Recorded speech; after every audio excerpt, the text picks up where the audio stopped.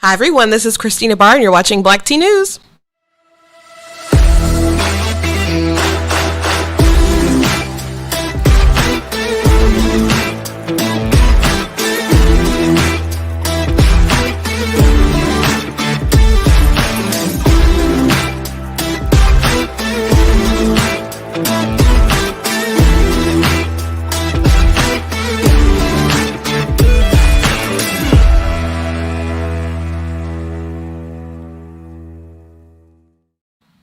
Again, this is Christina Barr. Thank you all for joining me today.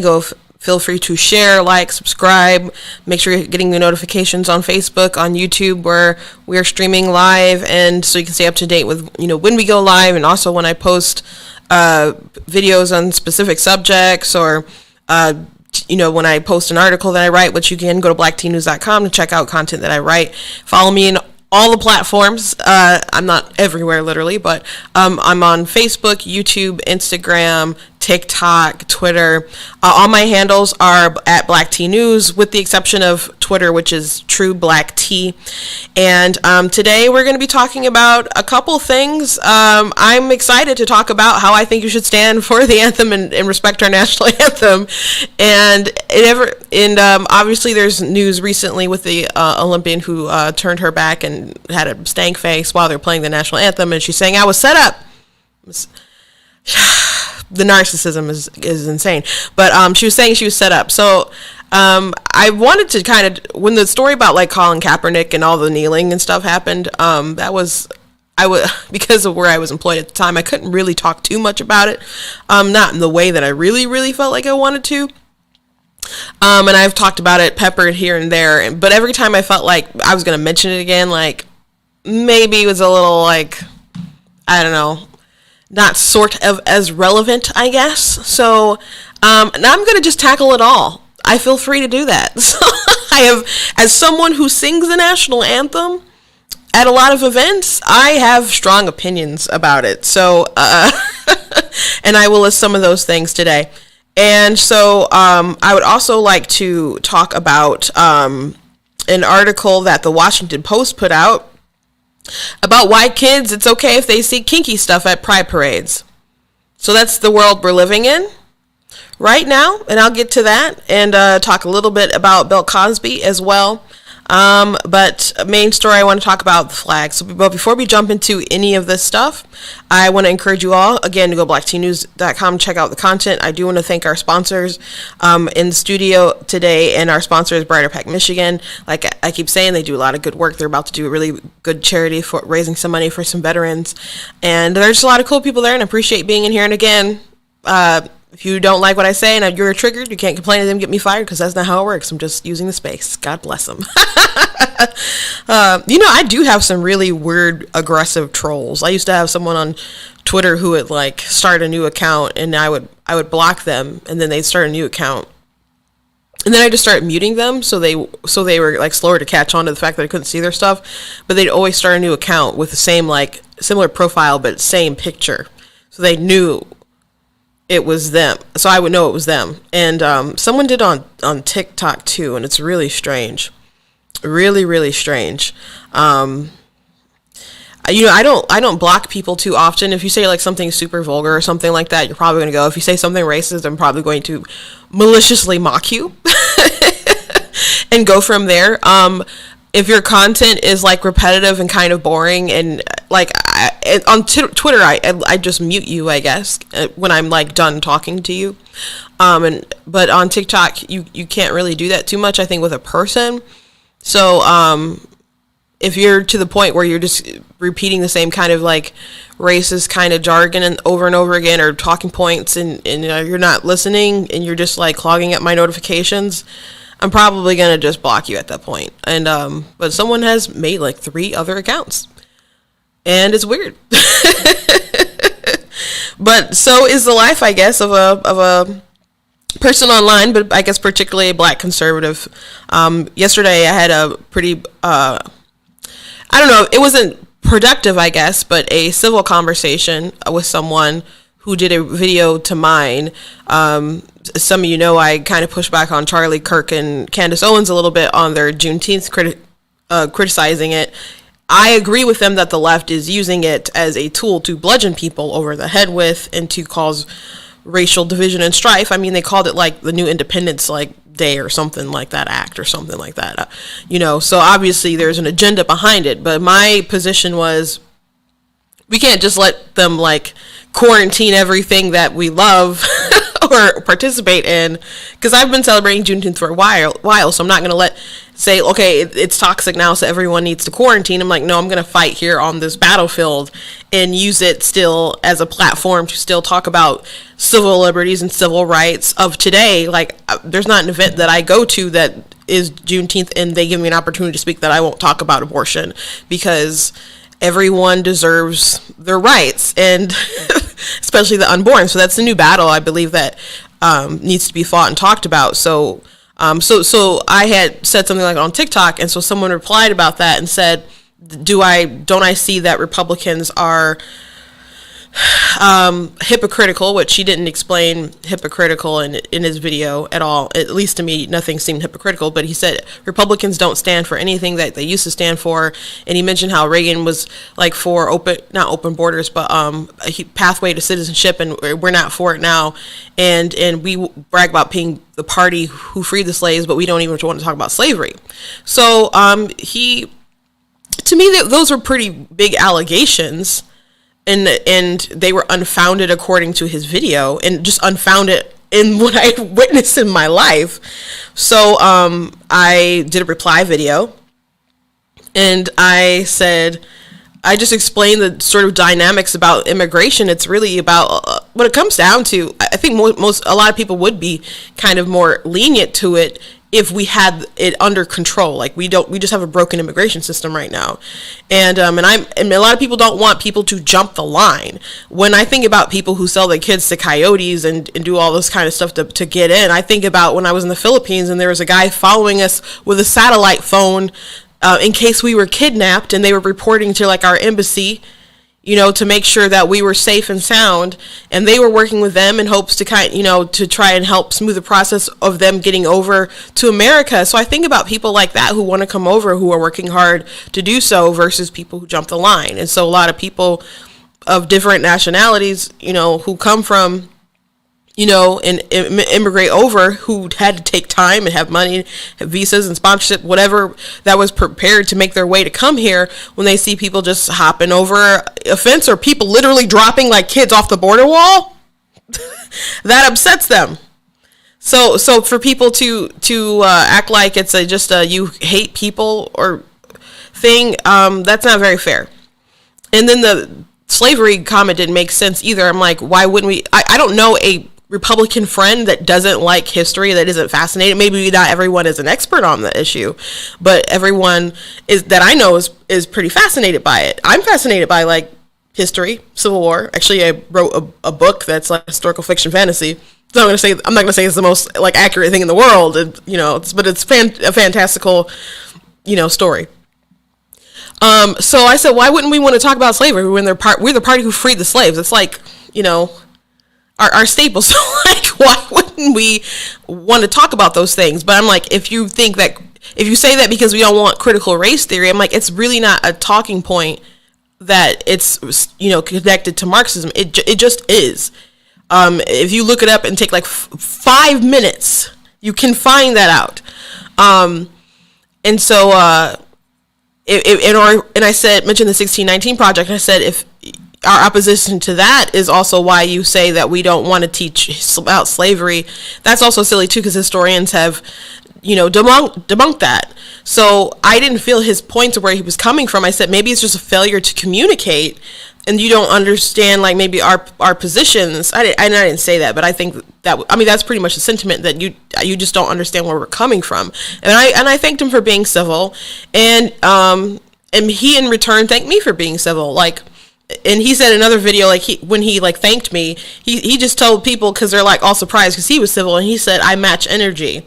And I'm like, well, I'll do that too, because I can get pretty aggressive on TikTok, but usually I'll get aggressive with the ideology that people are pushing have to be super bizarre and weird.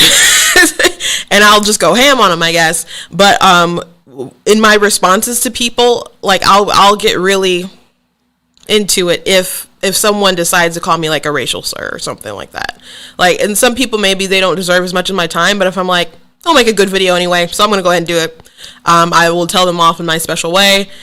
I've even made songs about people and I'm like, I'll make you famous. Like, so and just move on from there. But it was a pretty productive, I guess, as far as civil discourse. He still said, you know, he disagrees with me, which he didn't prove his point exactly. So I don't know. I guess we can both come up winning, but I think I won. But I did appreciate the conversation. So just wanted to update you. There are people still willing to have conversations on the internet from different sides of the aisle. It was amazing. It was amazing. So one thing I do want to talk about today, I'm going to start off with this comic of a friend. I posted a comic from yesterday, but I found this one that he actually did post yesterday, and I apologize. It's a little gross, and I actually did ask him, like, how could you stomach to write this? So brace yourselves.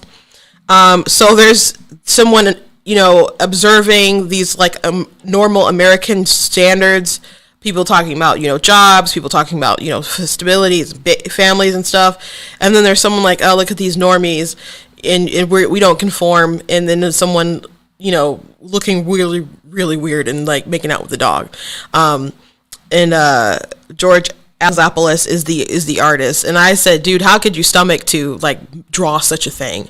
And he said, all my years of art school, I've been just exposed to it. And I was like, ugh. But I brought that up today because there was an article from the Washington Post that came out about how, yes, kink belongs at Pride, and I want my kids to see it. That's the headline from the Washington Post by Lauren Burwello. And Lauren, that is her child. She posted this on Twitter. And I don't see so many people talk about people coming out and kids or whoever just accepting who they are, and they think it's just a natural progression, even though there's obvious different social construction to it. And obviously there's a lot of like social indoctrination as well. Cause his mom writes this really weird piece, and he has a dad who is identifying as a woman now, and they see this sort of thing and then they start to emulate it. And I suppose people do that with heteronormative things, but I mean, that is like the way society genuinely is. I mean, and you have all these corporations that keep appealing to people, and it's amazing that people just don't think there's some sort of indoctrination there. And if you suggest that, they'll get super upset. And I'm like, but why is it all there? Like, why is Pantene making a commercial about a boy who says he's a girl, and like adults buy shampoo? So why are you making this commercial about this child who now says he's a girl, and saying like for the first time, the parents are saying for the first time I see her. What? For the first time you see her or see who she really is, because now he's identifying as a her? Logitech put out a commercial. I mentioned it briefly because I had a technical issue, and I was like, it was probably because of Logitech. My mouse just went crazy. It was possessed, and I thought it shut down everything, including my broadcast. I was like, oh shoot, my broadcast is over, but we were still going live. But they had it with Lil Nas, and they were saying in order to build the future, you need to defy the logic of the past. How can you defy the logic of the past and build the future like that? And why do you think that's a good slogan for a tech company? That is weird. That is a really weird ideology. And Little Nas, he wrote the song Old Time Road and got super famous, but he also did that music video when he was giving Satan a striptease and he had Satan shoes, recall? You remember that? And so he was at the BET Awards and he made out with a guy, and man, the Shade Room is like a, is it a Instagram account? I think my sister's on it all the time, and it's like a lot of black people are on it, and were not happy. They were not happy about the BET Awards. They're like, we need to see all that. And then the people are like, oh man, Kirk Franklin, who's a gospel singer, he got in trouble with some stuff earlier this year. Because his son recorded him going off on him, and I'll just put it that way. But he was sitting in the front row, like, how you gonna do all this stuff? And Kirk Franklin's in the front row, like, y'all just so shameless. Or even this, I didn't get to IKEA. They made these couches, these love seats, all based on flags, and I think they're the ugliest, some of the ugliest stuff I've ever seen. Just like the one that's like gray, purple, and black. I mean, look at that. It's just awful. Or the flower one. It's just like, I don't know. Is this art? It just looks like arts and crafts blew up, just threw up on some stuff. But do you know, I mean, besides the fact that they're ugly, do you know what else is weird? They look sort of childish, don't you think? Like the ones with the clouds and the ones with the stick figure kind of people. Don't they look suspiciously childish? They don't just look cutesy, they look childish. Like if someone was going to buy that couch, is that a piece that you would just have in mind for you, or would you, I don't know, put that in your kid's room or something like that? Like what is the basis for all of this ideology? I don't even know if they sell these on mass production, but they put that out in their way to pander. And the NFL was like, football is gay. What? But they said all these things that they believed that football was, and they included gay in it. They included gay. But they didn't include, like, football is traditional, football is Christian, but they included football is gay and a bunch of other, things that they thought were kind of woke. So we're living in a weird time. But anyway, to this article from the Washington Post, it's something that you guys, you're going to have to just read, and it's not one that you have to pay for. And this person, like, proudly just tweeted it out. But she said, when our children grew tired of marching, we plopped on the nearby curb. Just as we got settled, our elementary schooler pointed in the direction of oncoming floats, raising an eyebrow at bare-chested man in dark sunglasses whose black suspenders clipped into a leather thong. The man paused to be spanked playfully by a partner with a flog. What are they doing? My curious kid asked as our toddler cheered them on. The pair was the first of the few dozen kinksters who danced down the street, laughing together as they twirled their whips and batons, some leading companions by leashes. At this time, my children were too young to understand the nuance of the situation. It does not sound nuanced, but I told them the truth, that these folks were members of our community, celebrating who they are and what they like to do. Why? Why? Why are you... And it goes on to say, like, well, if you say that you should have spaces, and you should have spaces where kids can go, but you shouldn't, like, exclude the kinksters, and you shouldn't let the children not see it. And they say the premise is it's important for the children to see it because they're part of the community.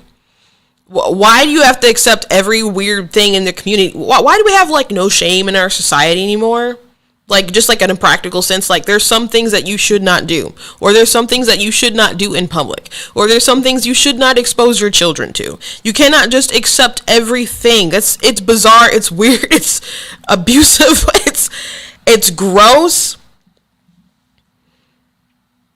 And she said the kink community has participated in Pride since its inception, risking their jobs and safety to be authentically themselves in public.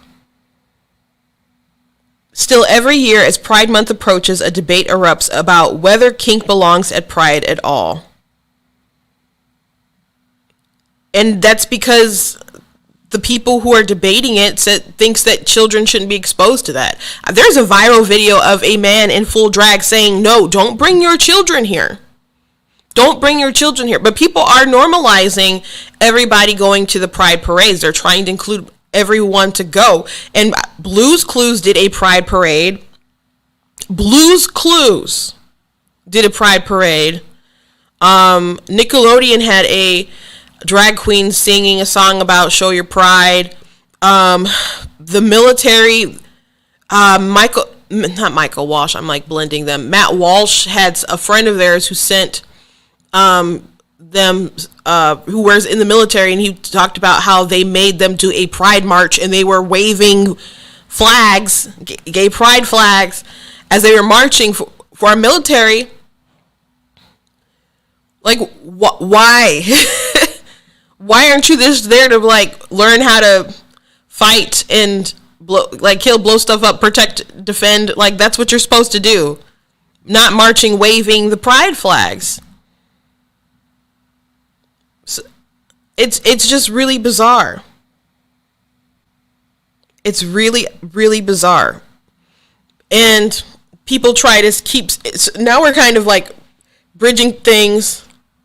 We're coming to this point where we have to ask the questions like, you guys, people said they just wanted acceptance, and people are pretty much there, right? Where they're at everyone should have equal rights, everyone should be able to participate in things equally under the law, just don't step on my toes, which a lot of people try to step on toes and infringe on other people's rights and stuff. You know, but most people are kind of to the point where, you know, if you want to engage in some kind of legal document where you can make arrangements with how your taxes are set up, that's fine, but just, you know, don't just force me to participate. And if everyone was kind of in a respectful society where we could just respect that everyone had the same rights under the Constitution, life could be fine and great and fair. But this is a really weird opinion that's in the Washington Post. And when they start introducing these stuff like this, it's obviously because people are open to making these ideas more mainstream. There was a trans activist, I don't remember their name, and I've showed the picture and the quote before, but Demi Lovato had him on her broadcast, and he said something along the lines of, all these people who don't want their kids with a trans person in the bathroom, your kids aren't as innocent as you think. And that person is mainstream in this community. And I'm not trying to allege that it's a mainstream opinion that, you know, people are trying to expose your kids to perverted stuff, but this sort of stuff needs to be stomped out. This not celebrated in the Washington Post. So I'm glad that there's people who are freaked out about it, but they're but it's really bizarre. It's really, really bizarre.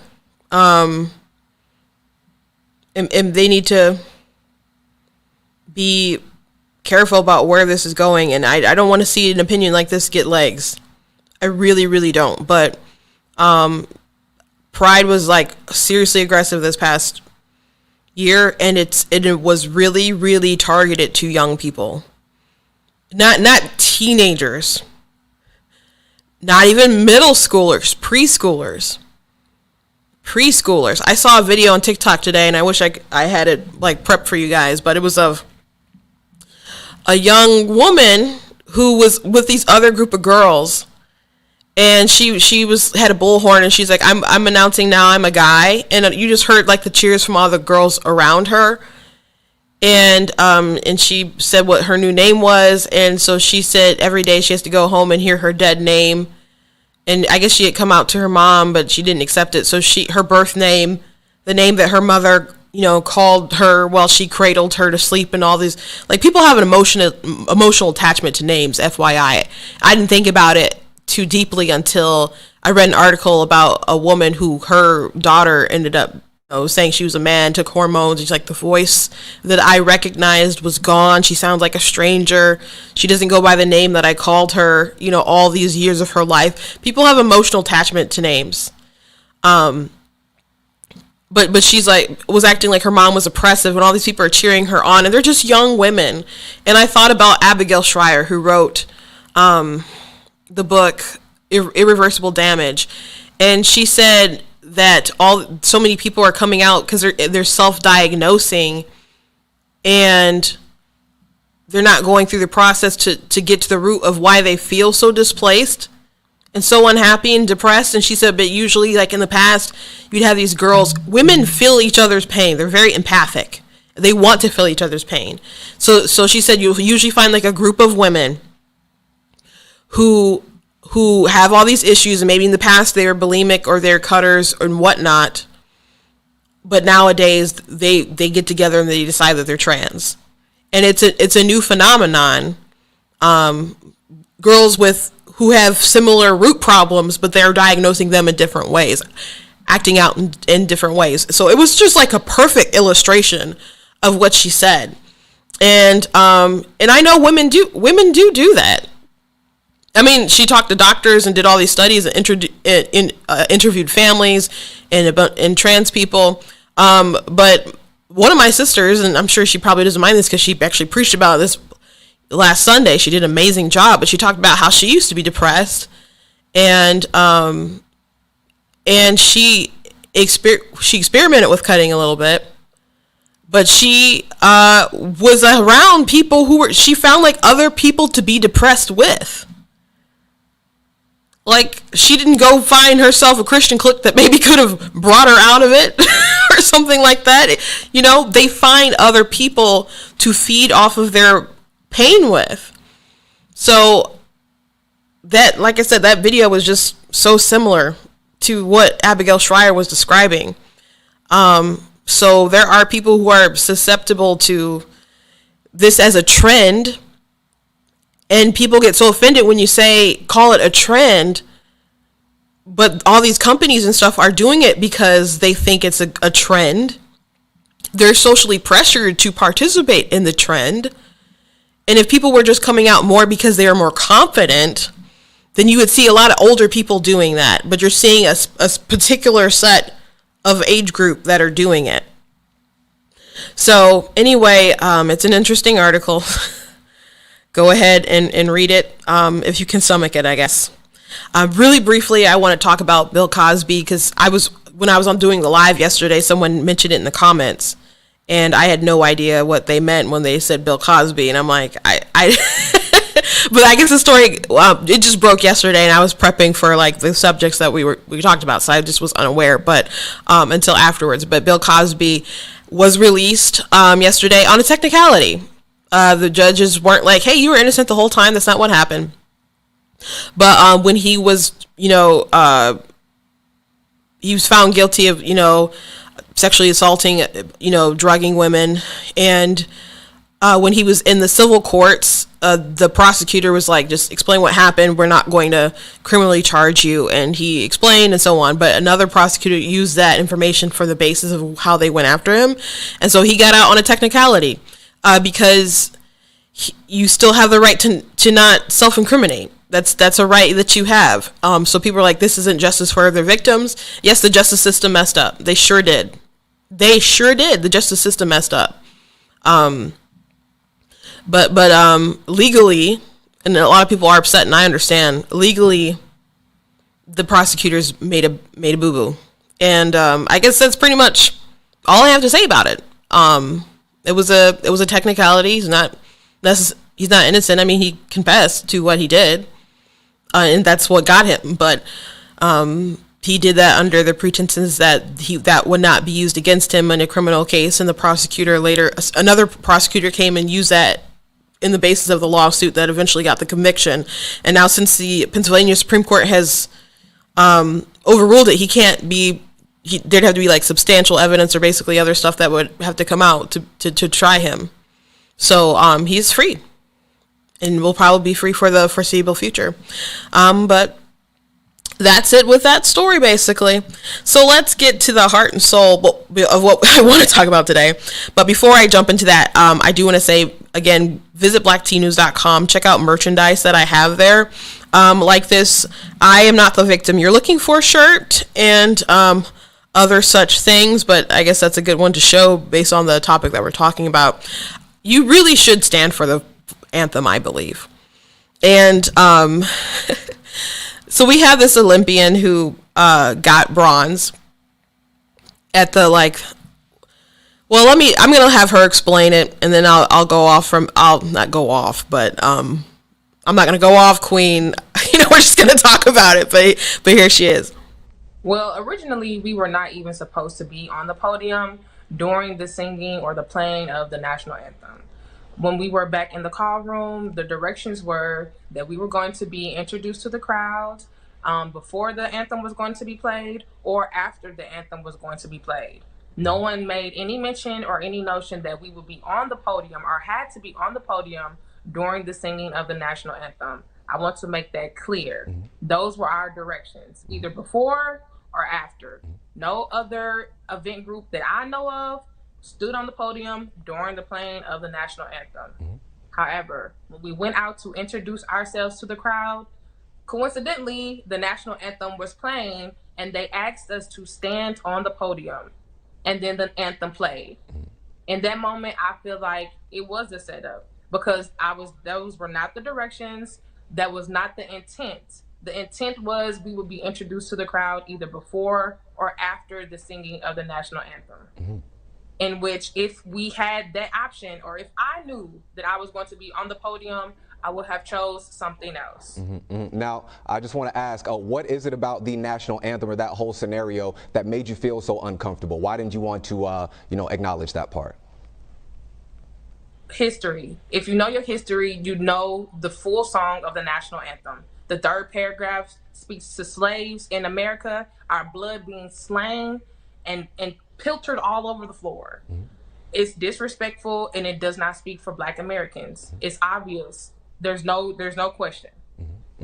Now, you were quoted as saying that you didn't want to do that because. And later went on and said, well, why are you doing this representing? And she's like, oh, I didn't say I didn't want to play. I just want to represent Black people. And so, you don't represent me. And she says she want to represent her people. You aren't American. You aren't American, and you are on the team for the U.S. Olympics. And if you want to represent the team, then you should play along. At least play along and be respectful. I wonder what the correlation is between people who say Donald Trump is embarrassing the world versus people who support stuff like this, antics like this. Because you're on a world stage with other people who are there representing their country, whether they love it or not, whether they're oppressed or have all kinds of stuff going on. They're there for sportsmanship, but for the glory of and bragging rights of their nation. And they're looking over, and there's two women, the optics of it, of the picture of the gold medalists, the silver, on the podium respecting the anthem, and then there's who seem happy, and then there's a woman who won bronze, Glenn Berry, and she's just looking with a stank face, mad and angry. I mean, it's such a perfect illustration of what the left is really trying to paint. But if you're someone from France or I don't know, Japan, and you're just looking what's wrong with these people? It's such an embarrassment. But I wonder how many people are well, Trump, I'm so glad Biden is president because Trump was such an embarrassment. Trump was such an embarrassment. And now we have Biden, and people respect us. But yeah, go ahead and go off, Queen, and disrespect the anthem and the flag. It's just ridiculous. And I if it was up to me, I would not have her play. I would not have her play. And you know what? If you are at a job or something, you have to represent your job. There's things you can't do while you're on the clock, right? If you're representing them. With the sports teams, that was up to the teams and stuff in the league to like enforce that. But you're making like people upset. You're, you know, like if they decided they had the right to protest and all that stuff, then fine. People obviously didn't like it, and I didn't like it, and I'll get into that. But you're playing for the U.S. team. USA is on your chest, or will be on your chest, you know, as you compete, and you want to be disrespectful to the flag and the anthem. It's, you can say, well, I just don't like the song. It's symbolic. It's symbolic. It's a symbol of our national unity. We don't all have to agree on everything. We come from different walks of life. We always have. We always will. But there are some things in life that should unify us. Sports was one. I would think, like, you can have different teams that you represent and you like and stuff. You can trash talk each other, but when it comes together and the time for sportsmanship, you know, you come together. Like, you can be. So I was at an open house last week, and someone was going to Michigan State. I'm not actually I don't really like sports that much, but I'm like, they kept trying to give me like masks and stuff like that had like MSU and other stuff. I'm like, I can't take that. My dad went to U of M. You know, go blue, go white, go green. You know what people will say, what they say, and they'll fight. But you know, when we got to play Ohio, we can all come together, I think, usually, and agree to cheer against Ohio. You know, there's certain things where you come together with, because at the end of the day, we're Michiganders. At the end of the day, you can be upset about how certain things are, but it's the Olympics, and it's America, and it's still, where's your national pride at? Where's your national pride at? If you have none, and if you don't like your country, why are you there trying to represent them? Someone else can do that. If you can't just stomach sitting through a song without a stank face, just go sit down and let someone else have the spot. But it's just the lack of professionalism. And then let's go back to what she said. She talked about the national anthem, and she said it doesn't represent black people. I'm American, and I'm black. I'm a black American. The song, it represents America. I'm an American. I stand for the flag. I do the Pledge of Allegiance. I sing the national anthem. I literally sing the national anthem. I go to places and sing it all the time. So don't say it doesn't, maybe you don't like it. It doesn't represent you. You don't get to speak for everyone. You don't get to speak for all the black people. You don't get to do that. If you don't like it, that's your problem. But when I watch the Olympics and I want national bragging rights and I expect people to win, I don't want to see you with your stank face. And then she said she was set up. How narcissistic can you be? How narcissistic can you be? Were you upset that it didn't go the way that you thought it was going to go because you would have planned something different? Like a bigger stank face? Would you have like flipped the bird? Like, you know, you just stood there looking silly. And let's not pretend, people know who she is today. Like, there's a lot of athletes who go, and like, not everyone's going to be like, you know, the gymnastics team, and you know, never everyone gets the spotlight and the glory and all the different scholarships. I mean, I guess maybe some people might get scholarships and stuff, but you know, like the deals and so on. But people know that you can make a pretty good living in the U.S. just being a victim and talking this woke nonsense.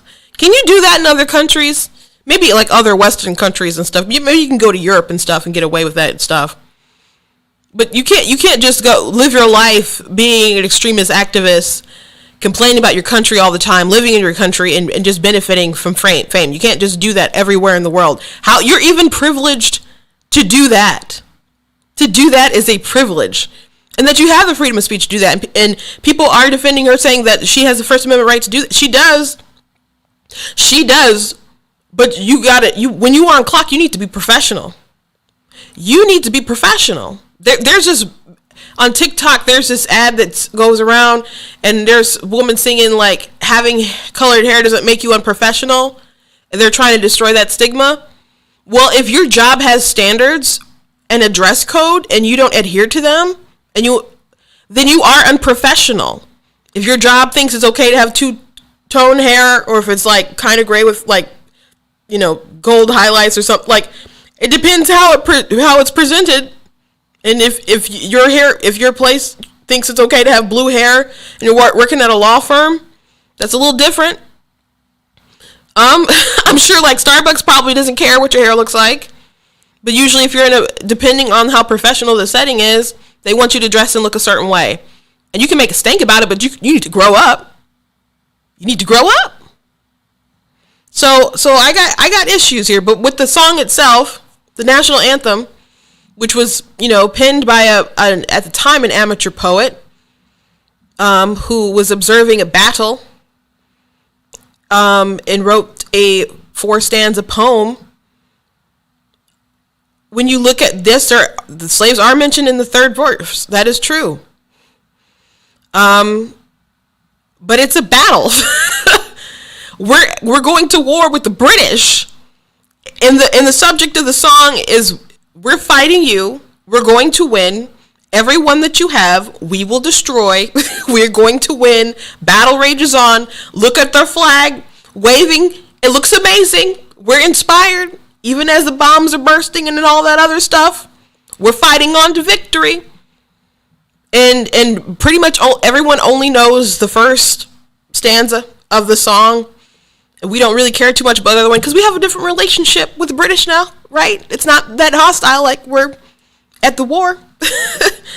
It didn't become the national anthem until 1931, I think it was. Yeah, 1931. But it didn't become super popular until after the Civil War, because there were other patriotic songs that people really liked. But after the Civil War, which literally tore the country apart, all the symbolism of the flag and it became such a unifying symbol that is song about the flag still waving on, prevailing on, became more popular than Yankee Doodle Dandy. And so as people, clutched on to that symbolic thing that unified us, especially after this terrible, terrible event, this terrible, terrible war that divided the nation. And after the Civil War, people were like determined to kind of salvage what happened with America and move on and not hold extraordinary grudges. And they were committed to progress.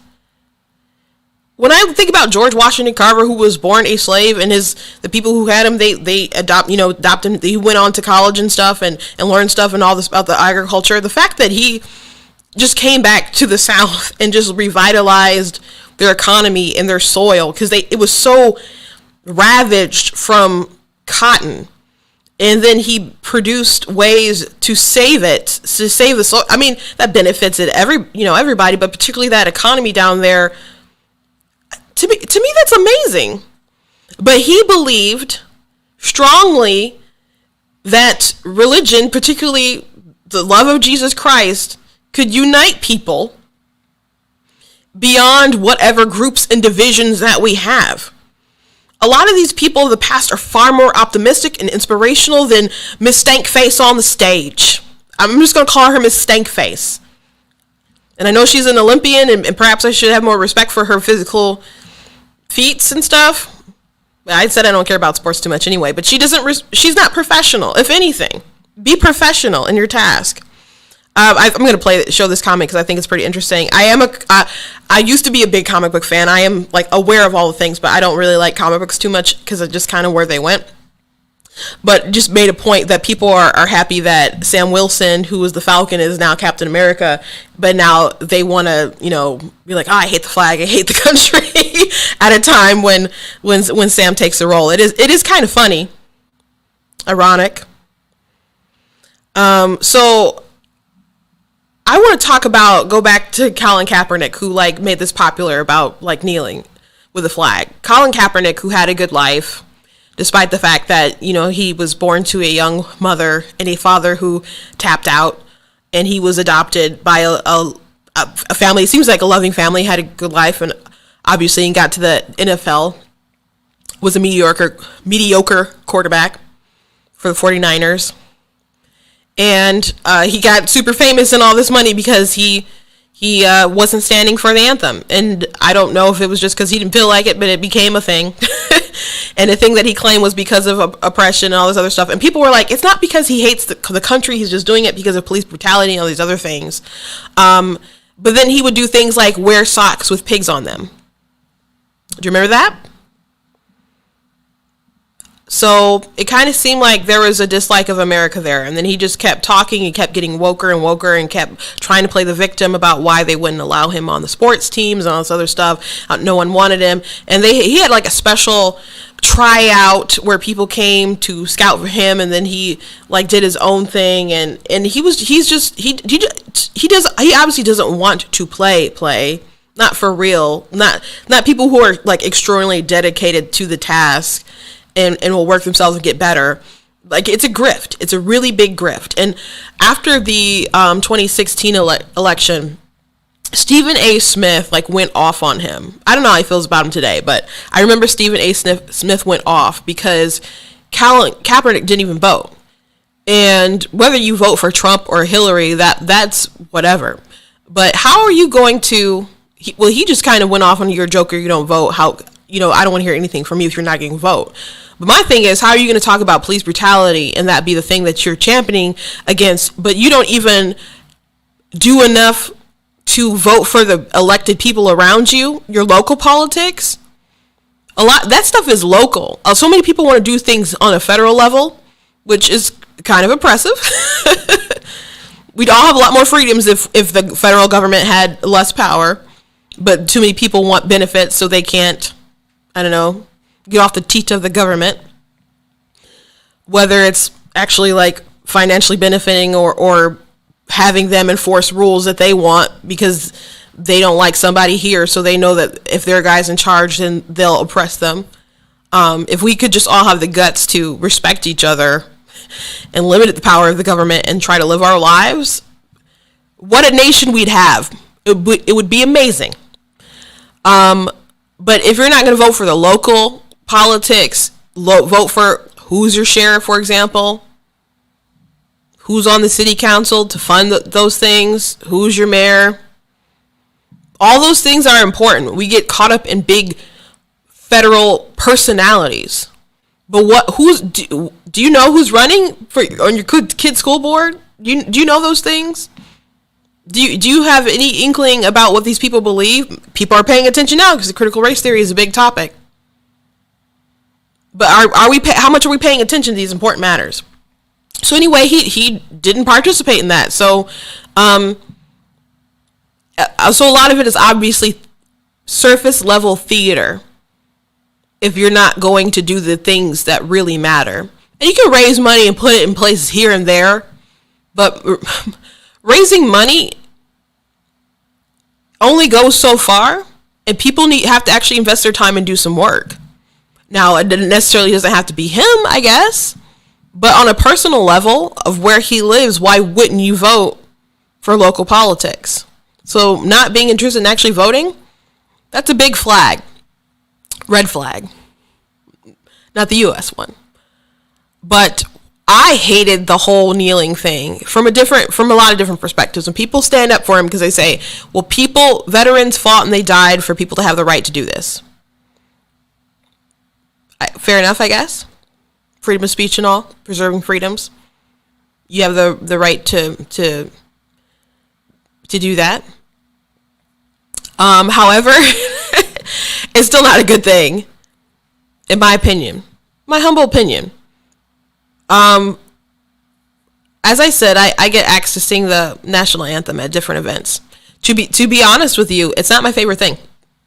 It's just like a song that is weirdly constructed.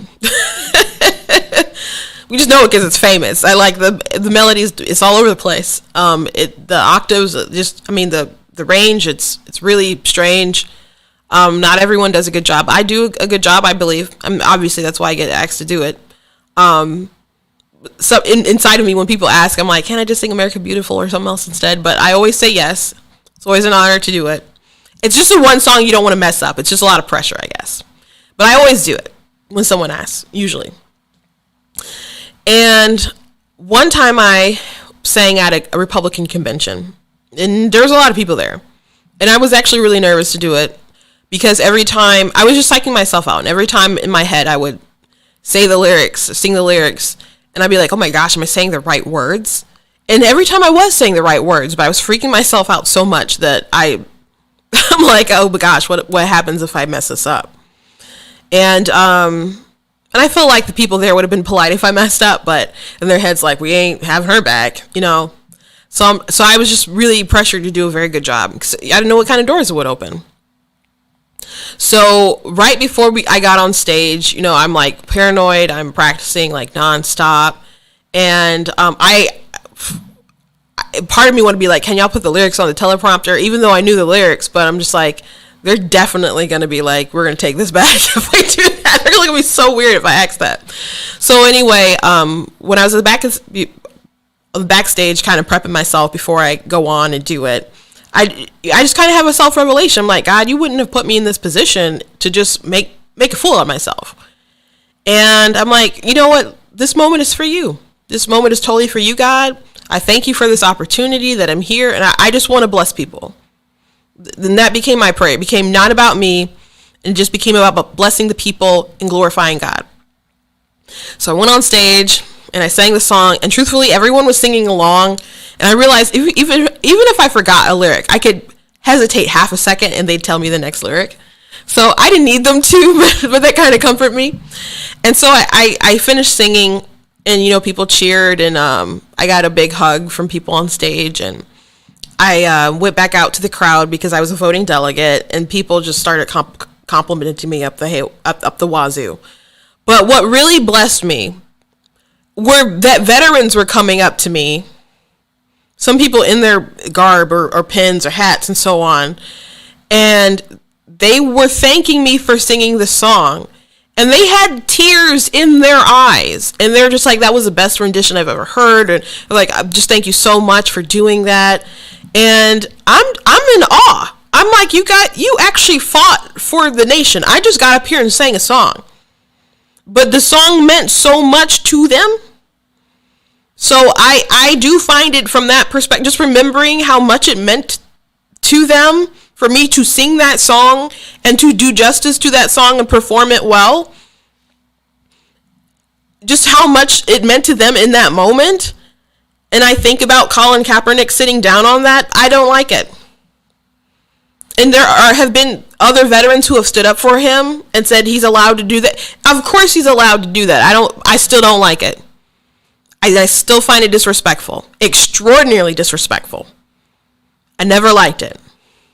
Also, from a perspective of someone who sings, like at these sporting, like if you do a sporting event, imagine you're like, this is my big break, my moment.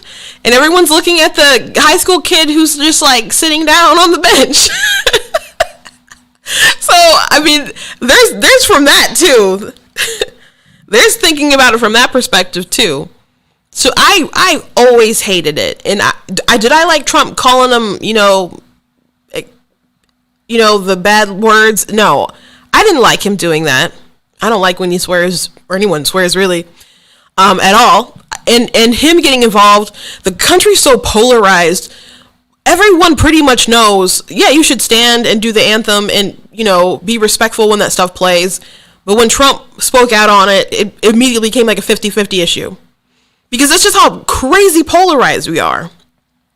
Because we've divided ourselves so far that something that should be unifying us, we can't allow it to unify us. And then with Kaepernick, it just bled all the way through sports, with the football to basketball, and then not just on professional levels, but college levels and even high school. High school, people kneeling for the flag during the anthem in high school. So, last year, as you know, after the George Floyd and the marches and BLM, everyone giving BLM such respect that they all did not deserve, there was one player named Jonathan Isaac who decided that he would stand, that he would not kneel.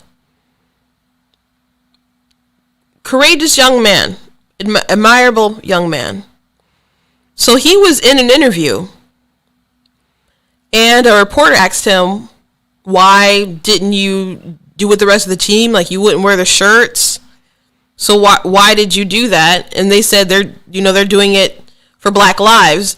And this woman, a reporter, I believe she was a white reporter, asked this black man, don't you care about Black lives?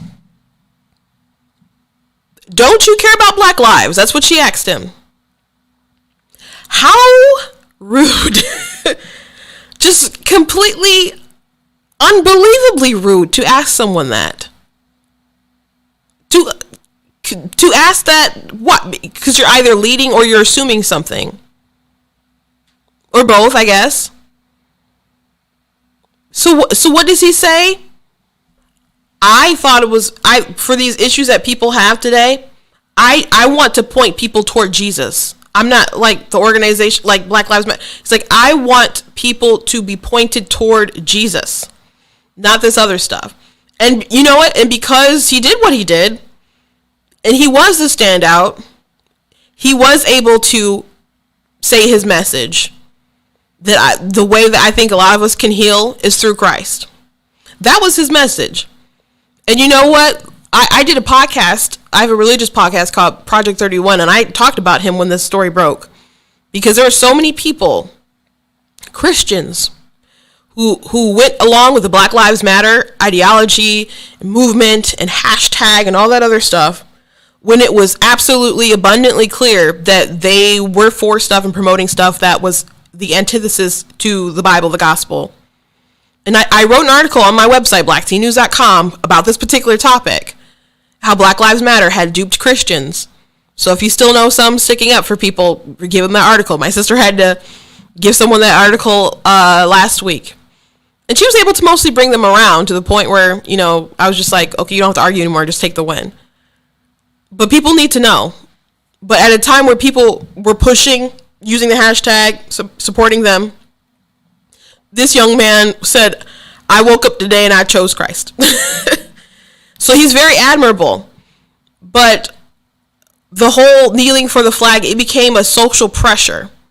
It's not just one thing that someone does courageously and you're like, they're actually exercising their freedom of speech. It became this huge social tool.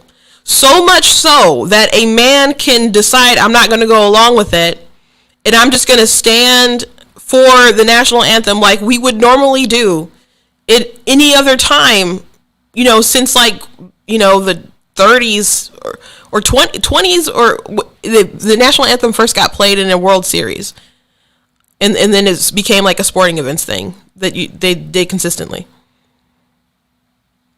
So since this has been a normal thing for a very long time, he did something that was totally normal, that people normally do. And because he did this black man was asked, does he care about Black lives? That is insane. That is insane. So when people are like, oh, Kaepernick, what he did was just for him, and he did not lead anything that was a positive movement. People give him money. Nike's giving him money, and they've done the ads like, do it even though it might cost you everything. It didn't cost him anything.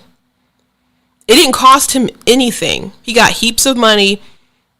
He got, the deal with Nike. He's been able to speak and go places. His career wouldn't have been like substantial.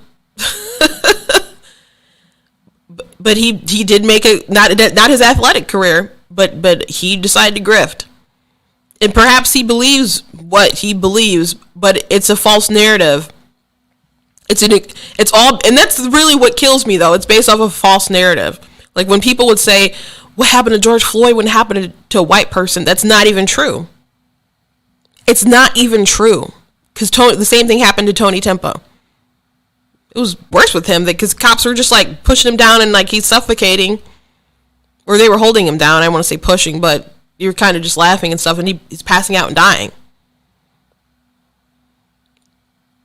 So anyone who said that comment, maybe they did it from a good place, but it was still ignorant and harmful.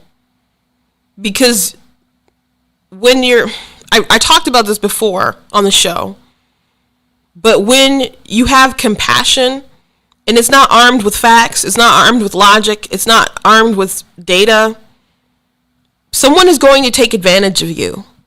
We saw that with the border crisis. People saw the images when Trump was president, and they're like, oh my gosh, look at all this stuff. This is evil, what Trump is doing, even though those pictures were from the Obama era.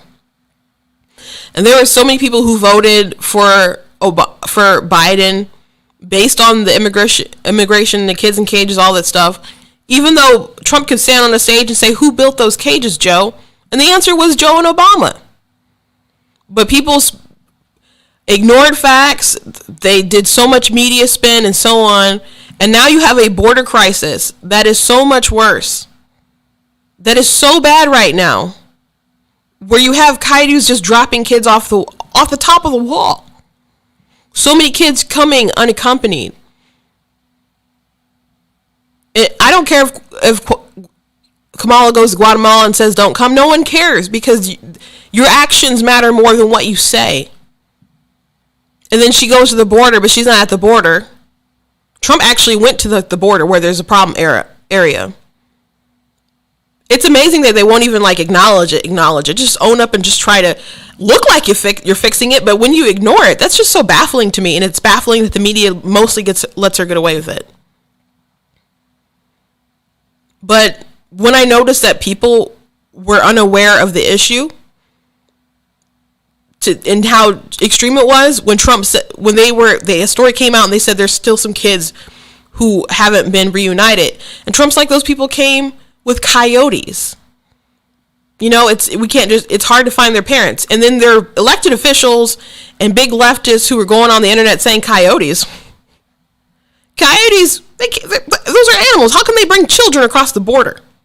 And granted, you may not know what a coyote is. It's like a trafficker. But if you're so intensely invested in the border situation, so much so that it might be a main reason why you're going to vote for whoever you decide to vote for, it's amazing that you don't know what a coyote is, and that you're upset that these kids aren't reunited with their parents when they didn't come with their parents. They came with coyotes. But they weaponize people's compassion, and they feed them with all this false information to the point where people can become dangerous, because people will take advantage of you. And I'm going to show you this chart that I've had in here for a minute.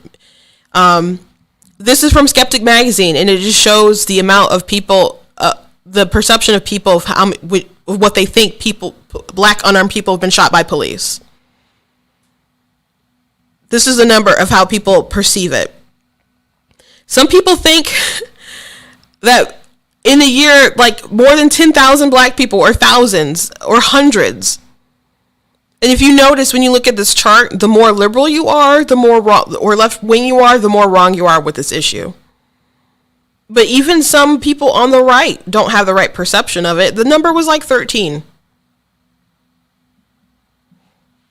And just because you're unarmed does not mean that you that you didn't pose some kind of threat. So everyone got so emotional about all this stuff, and they were taking the knees because of injustice and police brutality and the stories about different players. They had jerseys with the names of different people, standing up for people like Jacob Blake. People who, Rayshard Brooks and stuff, people who, you could argue that maybe you thought the force was excessive in some cases, but it's not what people paint. They'll say they were shot for driving while black, or something like that, or he died because he went to Wendy's, or something crazy like that. That's how they'll phrase it and spread it around, rather than being honest that there's a lot of, on the scale of how things happen, it's not just black and white. There's this side, there's that side, and there's the truth. And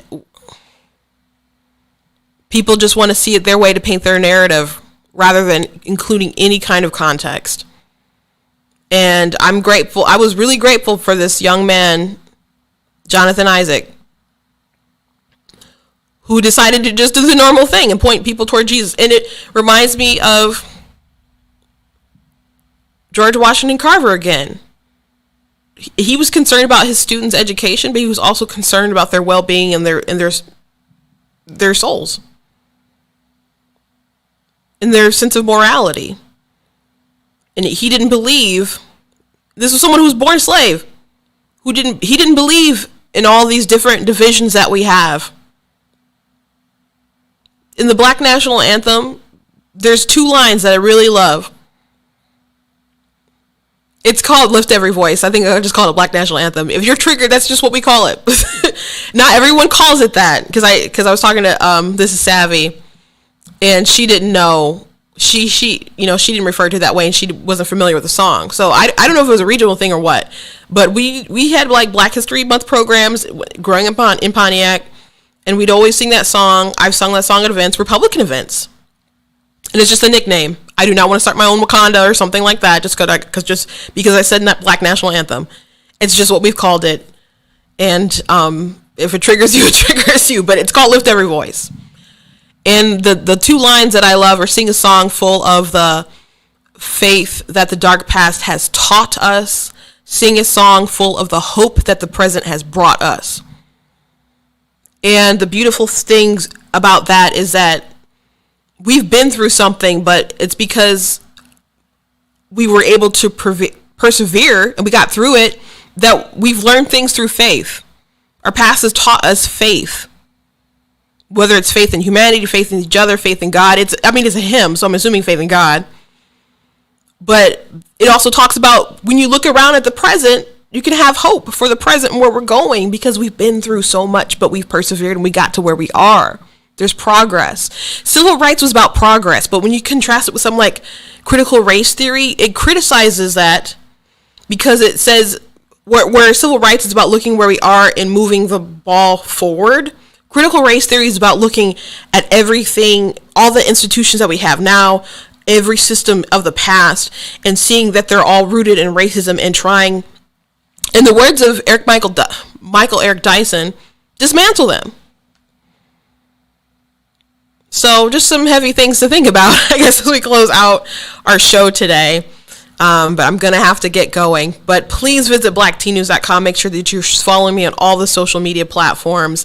If you do like what I'm doing here, I do ask that you would support. You can go to blacktnews.com/donate and do it via the site, or you can do it via the Cash App or the PayPal link down there. I appreciate everything that you guys do and being part of the conversation. Please go to the website as well to check out different merchandise that we have there. By the way, I got compliments on my shirt. It's technically not my shirt. I did go to the inauguration with 3 of my sisters, and I'm pretty sure my sister, last time my sister Katrina had it, she's like, I'm like, that's my shirt. And she's like, no, I bought this. And that's probably true. But this is such a comfortable shirt. This shirt. But I had a fabulous time at the inauguration. I'll have to tell you guys about it more in detail later. But I am going to have to get going. Thank you again to Brighter Michigan PAC for sponsoring today. You guys do great work, and I appreciate being here. Again, if I said anything that triggered you, I don't care. And they don't care. So it is what it is. Thank you guys so much for being part of the conversation. I'll see you guys next time. God bless.